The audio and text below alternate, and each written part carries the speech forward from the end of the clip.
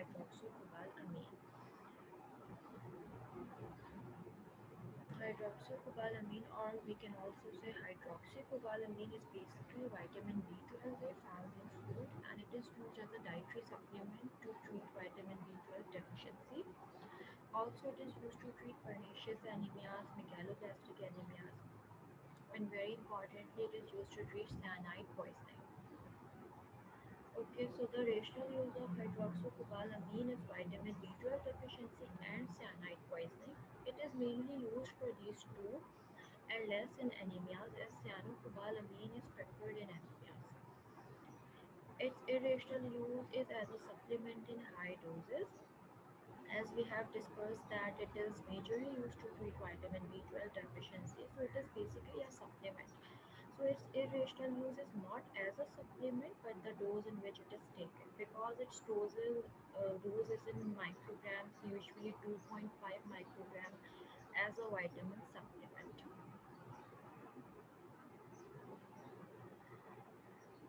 So drug interactions, it interacts with chloramphenicol, ascorbic acid, aminosalicylic acid, and colchicine.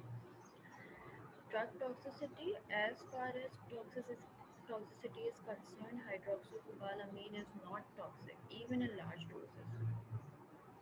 It is safe. Alternative choices for hydroxycobalamine: if it is not a dietary deficiency of vitamin B12 and also injection is not a suitable option, then oral cyanocobalamin is preferred over hydroxycobalamine. And if no other option is available, then we can switch to subcutaneous hydroxycobalamine. And if subcutaneous administration is necessary, so we will prefer cyanocobalamin over hydroxycobalamine. So these were the alternative choices for hydroxycobalamine. Available dosage form choices preferred according to situation. Okay, so oral therapy is preferred in patients who have dietary vitamin B12 deficiency. Intramuscular therapy is preferred in pernicious anemia, and IV infusion therapy is preferred in cyanide poisoning. Then available brands with respect to pharmacoeconomic point of view. The first one is Nutrofer injection and the second one is Anvit injection. Prices of both are mentioned. So here is the case study.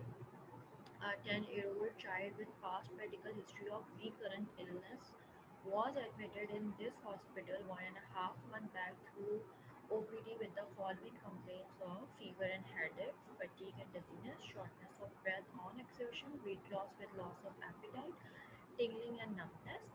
According to his mother, he has suffered different illnesses in the last 3 months for which different diagnoses were made and treated. He once suffered from an episode of bleeding for which hemophilia was considered by the doctor but not proven. According to the mother, he was also diagnosed as nephrotic syndrome by one doctor because of puffiness of the face, but no report was available. We will see this case as a footnote. So in subjective, we have chief complaint, which is headache, fatigue, shortness of breath, numbness, and tingling. Past medical history includes generalized fits, which were 3 years back, with unconsciousness and urinary incontinence.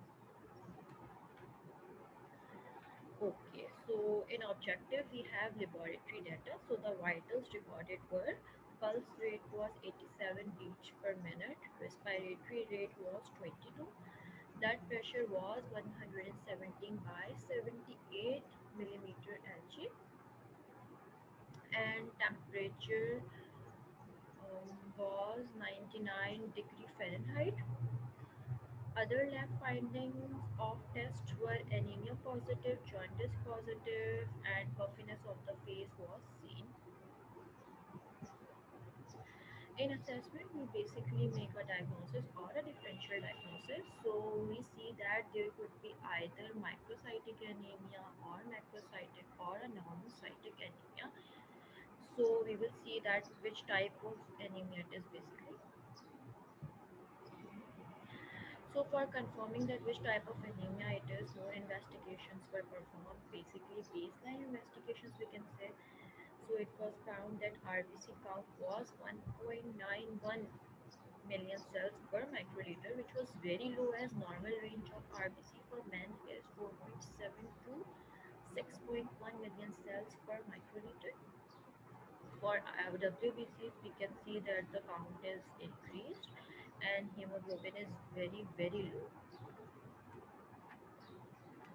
Okay, so the final diagnosis made was macrocytic anemia, which was due to vitamin B12 deficiency. So the plan would be to treat the deficiency. If the deficiency is overcome, then the anemia would also be treated because the root cause is deficiency of vitamin B12. So we have to treat this deficiency.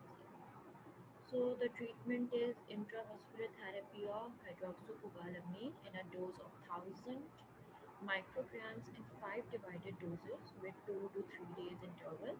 As far as maintenance therapy is concerned, so it is needed every 3 months for lifetime in the same dose, that is 1000 microgram every 3 months. Patient counseling. Patient counseling is very much important in such cases and also very much easy to follow. So the patient should take food with a lot of vitamin B12 such as eggs, milk and meat. Should eat foods that have folate. Folate is another type of vitamin B. So food with folate include leafy green vegetables, citrus fruits and fortified cereals. And also the patient is advised not to drink alcohol while being treated because alcohol can prevent the body from absorbing vitamin B12. And lastly, there are references for this presentation.